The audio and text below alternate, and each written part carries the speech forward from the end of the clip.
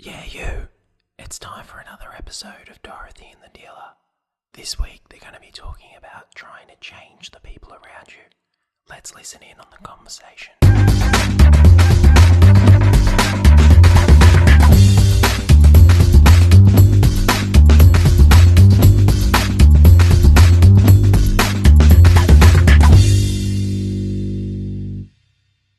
Hi, I'm a bit nervous. I'm very nervous. This is the first. You're like giddy. You're like giddy nervous. It's like everyone's told us to be really natural, and we've got like how do you lights be natural? Like we got lights and cameras and everything. lights. Well, I know. we've got to act professional, okay, Yeah. mate? So just keep it together, Got okay? it. Because you're representing me now as well. All right. It's not all about you. Sometimes it is, Amelia. It's not- Sometimes it not- is. it's So I not want to something. start off with a song. I think we should do that. You ready? Go for it.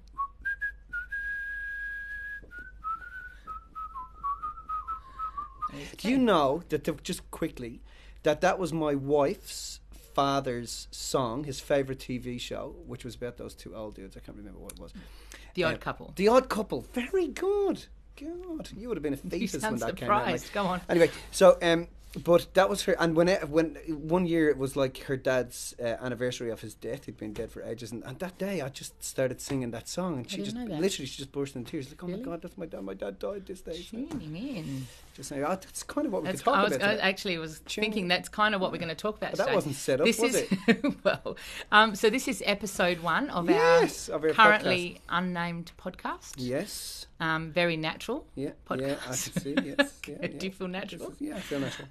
So what are we going to talk? We've just come Let's talk about what this whole podcast, why we're doing the podcast. In the I've first no place. idea why we're doing the podcast, so I'll leave that to you.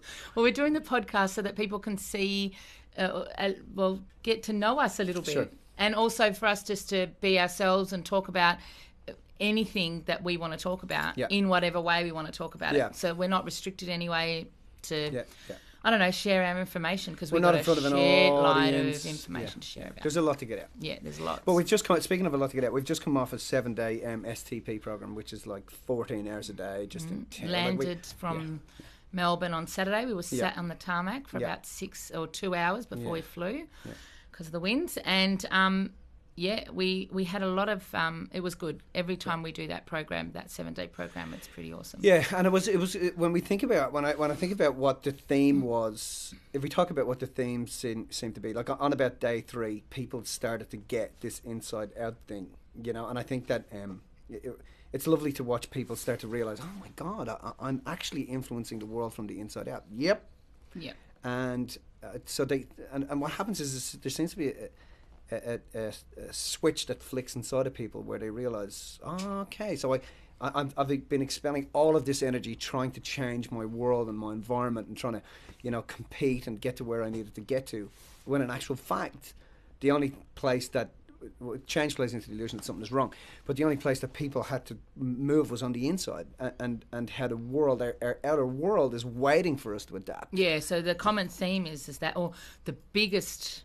Everybody knows it in some way, but I guess the biggest thing that happens during that program is that they get a deeper and deeper and deeper understanding that everything that they think is happening out here is actually in here, and that whenever they're saying something about someone else, that they're actually saying it about themselves. So we spend a lot of the time in that program really getting people to have the experience of that, not just knowing it, because by this stage of the work that they've done with us, they know it intellectually, but it's about getting to know it at a deeper level. And I think it's the only thing that seems to get people to that point is reflecting back on people's history. That if you really check back in time, when your life has changed or transformed in some way, it's always been triggered by something that happened inside of you.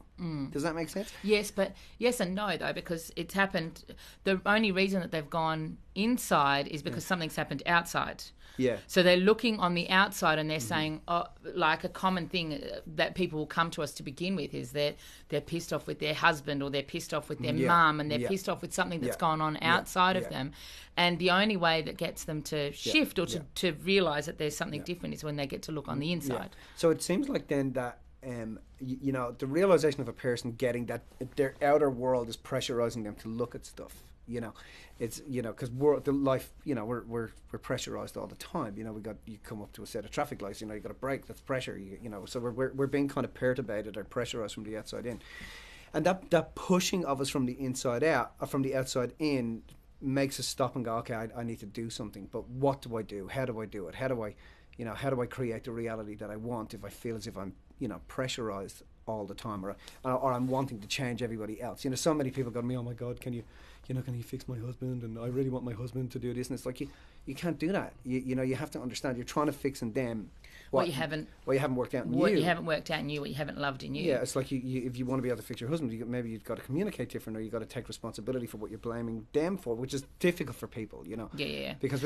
and I've heard, remember that corny thing of when you're pointing one finger at somebody else, there's three pointing back at you. But that's the concept that people, it's like they get it in a way, but they don't have that experience of it. And it's like, well, if you're saying that your husband's being a certain way, you haven't, or your wife, or your wife, be sexist. of course. Let's not be sexist like that. Definitely that was could a be bit the one. Sexist of you, mate. Sure.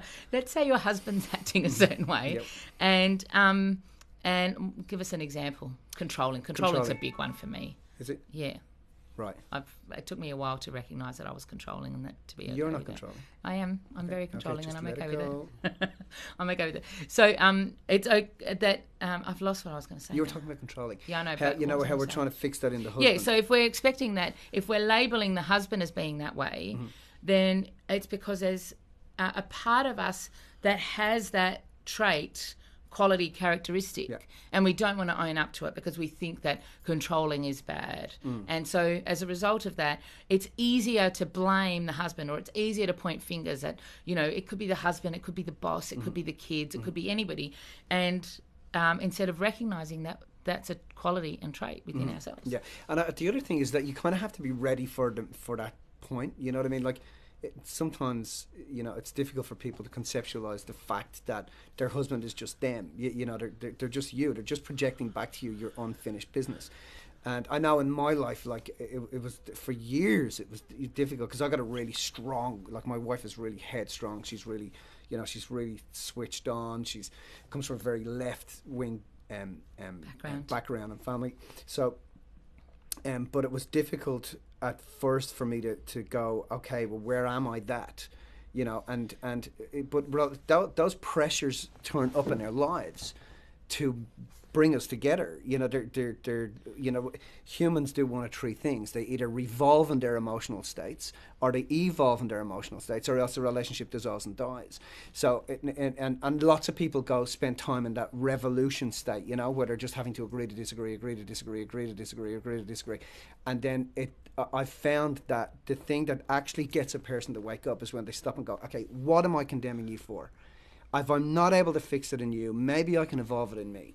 And the way to evolve it in ourselves is to stop and go, okay, well, where am I doing the same thing? Well, that's what I was going to say. So how would you say to somebody who's never done any of this stuff, right?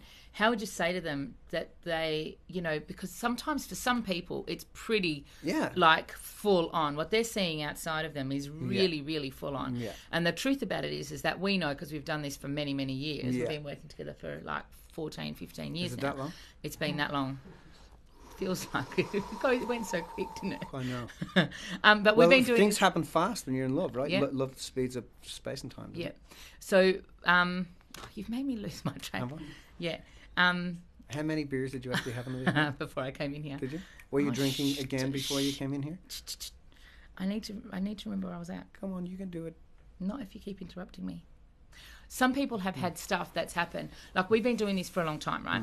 But some people have had stuff going on for them. So they see really extreme on the outside. Like, but he's always this way. Yeah, you know, so they're caught in that really extreme. Caught in that extreme. So even the mention of us doing this on a podcast will probably piss those people off. They're like, I don't do that. You know? I can't possibly see that I'm just as controlling, or I'm just as arrogant, and I'm just as rude as that person. Yeah. But the truth is, we know that it's there because we've done this for a long time. But how would you go about speaking to someone who hasn't done that, or who hasn't known how to check in with themselves? Yeah. Well, there's a really easy way to own stuff, which I love, which we use all the time, right? So I'm going to You're going to have to remind me. I'm going to drop it. Okay, I'll drop it. So the best way to do it is to go to the earliest time. event. Yeah. Go to the earliest event where you perceive this person was being controlling. And it's got to be in terms of time, space, and location. So you've got to be able to describe the environment. Yep.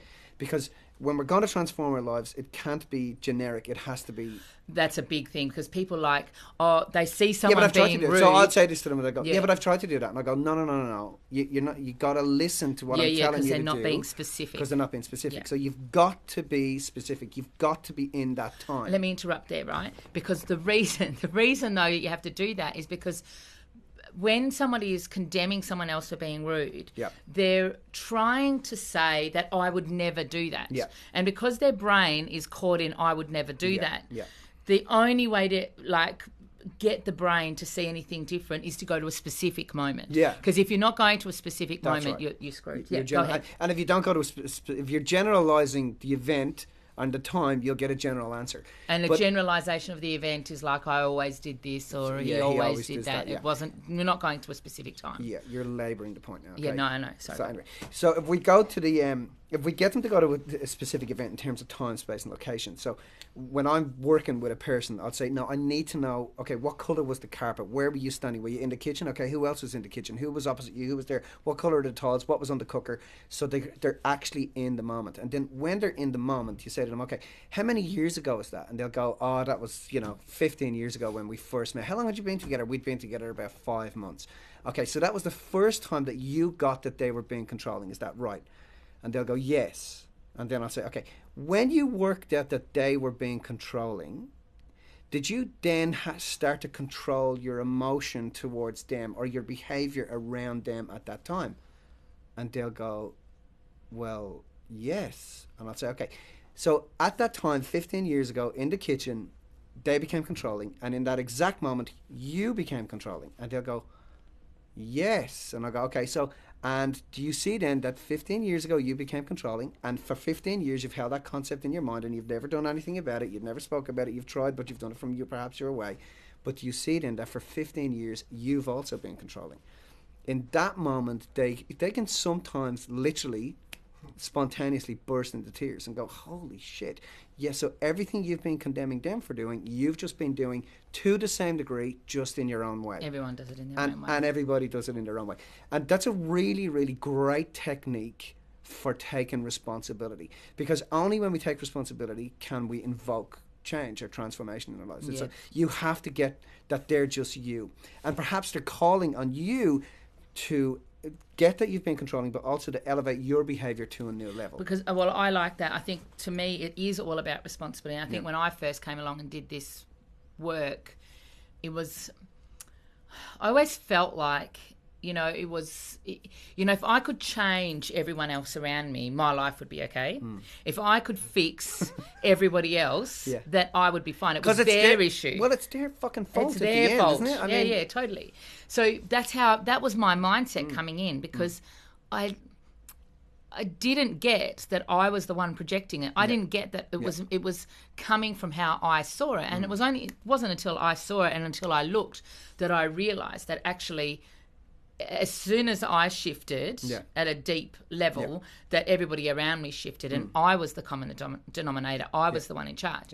But because when you're standing there going, she's a fat cow, or he's an asshole, or where's the problem? The problem's in you. It's not in them. You can't feel what is going on for another human being unless you really know how to do that. Yeah. Unless you really know how to connect with someone. So, but the thing about it is that when we haven't got anything good to say about ourselves, we have to project it outwards. I really like that. I love that. Say it again. Thank you. When you don't have anything good to say about yourself, you say something bad about That's my other line. people. I know, I get it. So but I'm don't use just it repeating in the it. future. I'm just trying to ground it, make it real. Yeah, when you haven't got anything good to say about anybody else, you have about yourself. You have to say something bad about someone else, and so that's us projecting onto the world. And sorry, I'm gonna interrupt. So when we've had a lot of people come to us and say, I'm thinking about one person in particular, but I remember she was struggling with her son. Yeah. And she came to us and said, just help me, fix him, sort him out. Yeah. And I think you probably know who I'm talking about. Yeah. As soon as as you basically like called her on it and said, you can't work on him, you can't fix him, you have no control of what's going on. Well, for him. I actually called the son into my office. So the son had been brought down by the mother. And I called the son, and the son was a 15-year-old, and he was in a school uniform. And he sat in my office like this, like a 15-year-old. So I said, how you going? How are things? And I said, listen, I think that you and I have a problem. And he looked at me. I said, I think your mother is really fucked up. That's literally what I said to him. And he went like that. And I said, so I need you to help me here. I want to do something. What I want to do is I want to work with your mum. And I know, because he was literally suicidal. I said, is your mum, imposing her values? Is she wants you to be a certain way, learn a certain way, be a certain person when you grow up? And he said, yes. I said, well, you understand that she's doing that because she loves you. But when somebody has a projected view of how the child should be and the child can't match up to that, well, the child feels there's no reason for life. Why should I be here? So the mum was imposing a reality onto the kid that the kid couldn't match up with. So she was trying to fix in him stuff that she hadn't dealt with in herself. In the end, we worked with her and his life transformed as a result of us working with her. And I think it's important to understand when I'm saying to someone, I think your mum is fucked up. I don't actually mean she's fucked up. What I mean is that there's a great opportunity here. Well, that was your way to connect with him. To connect with him. So the minute I said that, he was like, hey, because he was probably at home going, my mum is fucked up. There's nothing I can do to get it right for her, which you can understand. Yeah, he felt like somebody finally understood him. And the beauty about it is that, through working with the kid, because the kid literally used to come in and sit down and we'd talk about all sorts of stuff, and then I'd bring the mum in and I'd be like getting her to wake up, getting her serious about what was happening and making her realise and become congruent and realise that you just got to get, what does he love? What does this kid love? Encourage him in terms of what he loves and what inspires him, and when you talk to him you'll watch him light up. Just watch for the cues. When you talk to him about what he loves, fall and get interested in who he is, watch for the cues, and you will watch life come back into him and he'll be like inspired. But the point there is, going back to the actual point, it is that when she got that it wasn't him that she was trying to fix, then he transformed because she started to recognise in herself all the stuff that she was condemning in the kid, that he wasn't organised, that he wasn't doing, he wasn't stepping up, all the things that were valuable for her. She was, and she wasn't doing in her own life. She was condemning in the kid. Well, we were working on the kid in her. Correct. Does that make sense? Yeah. She was realising that all of her disowned parts were just showing up in her son, and so tell me a disowned part that you're seeing showing up in your kids. I don't think I have any. Oh yeah, because you're like. No, I'll tell you what disowned parts do I see? Well, I have 3 very separate kids. Like Lexi is like this little surfy chick, tall, and Lola is like this little actress. She just, throws her foot around everywhere. She wants to be a superstar. And then Oliver is Did you hear what she said yesterday? Sorry to interrupt. Did you hear what she said yesterday?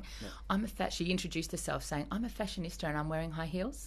That's how she introduced herself yesterday. Anyway, she's 6. Anyway, go on. And then Oliver just wants to dismantle everything, and everything is ball. But so I think one of the it depends on different times. Everybody challenges, the kids challenge me in different ways. But the disowned part that I've been learning with my 3 kids is patience. You have to understand that they pull you into place and they pull you into pace. So I have to stop and go when I'm like, because I'm a billion miles an hour human being. No, I never noticed that. I've got 50 million things on at one time. There's a part of my disowned self that wants to take over the world, and I have to keep telling him to calm down and take it easy, and we're going to get there. But when I'm dealing with my kids, they slow me down at the right times. In the morning it's like they're leaving the house and it's like, where's my shoes? Get your shoes on. You gotta put your shoes on. Where's my shoes? And they're going to get their shoes, and then they go out there in the car and you go, have you got your school bag? You haven't got my school bag. Left that inside, Dad. So you have to slow down. You have to go. So they really, really, really slow me down. You still haven't quite owned that yet, I've noticed. Yeah. Moving right along. Moving on. Cool. Yeah. Well, do we have anything else to say on that topic? I don't know. I think that we've done all right. So let's sum it up. What did we just say? Well, it's important to understand that take ownership of whatever you're condemning in a human being. Whatever way that takes, and yeah. even if that means just sitting back and going, okay, go to a time where I've done like, it. there's no Go to a way time that where this I've can done turn up in your world and be annoying you that much. Unless it's you. Unless part of it is you. Yeah. You know, there's no way that this, whatever we call, has created this scenario in your life. Unless you're destined to learn something. You know, life doesn't fuck with us like that. You know, it's not that malicious, and, you know, life is here. Humans are information gatherers, problem solvers. We're here to learn more about ourselves and shine. That's what we're here to do. I think you said something important there, because you said unless a part of that is you. The reason people don't want to own it is because if they see somebody else being rude, and in them owning it, they feel like that's all of who they are. It's not all of who they are. It's just a part of who they are. And it's cool to own that part. Well, they just think that a part will pollute the whole. And that's just crazy. And each part is necessary for the evolution of the whole. I mean, think about it. You're the growth of the whole. You're going to need to be controlling in your life. You know, you're going to need to be aggressive in your life. People only want to. Well, people don't get that. Explain that to people. Well, they only want to. They only want to own themselves in halves. You know, everybody. You can't get rich collecting coins that only have one fucking side. Yeah. I mean, you got to own every single part of yourself, including the killer, the murderer. You know, you got to own those bits. The controlling part. You know, you've got to, because if I'm dealing with a construction site, right, and I consider myself a compassionate, empathetic, loving, understanding, but I'm a serious player. You know, I don't suffer fools easy, and I think that I like keeping people accountable. And if I'm dealing with a building site and the builder's 6 weeks late, I'm not going to go on there with my compassionate part and go, oh, you know, this is really, I understand, and that's okay. I'm going to go on with my controlling side that says, listen, you either pick up that shovel and start digging a trench, or I'm going to hit you over the head and throw you in a trench. So they need to know that there's you know, and and then when it's time for reprimand, I got to know how to reprimand. When it's time for reward, I got to know how to reward. So you've got to be able to grab and utilize all those parts of yourself. Otherwise, you're only half a person. Yeah, you don't want to get around in halves. It's ridiculous. Yep. You know. Cool. Okay. I think we've made our point. What are we talking about next week? We are talking about money. Money. Money. Right. Money, money, money. Over and out. Over and out. See ya.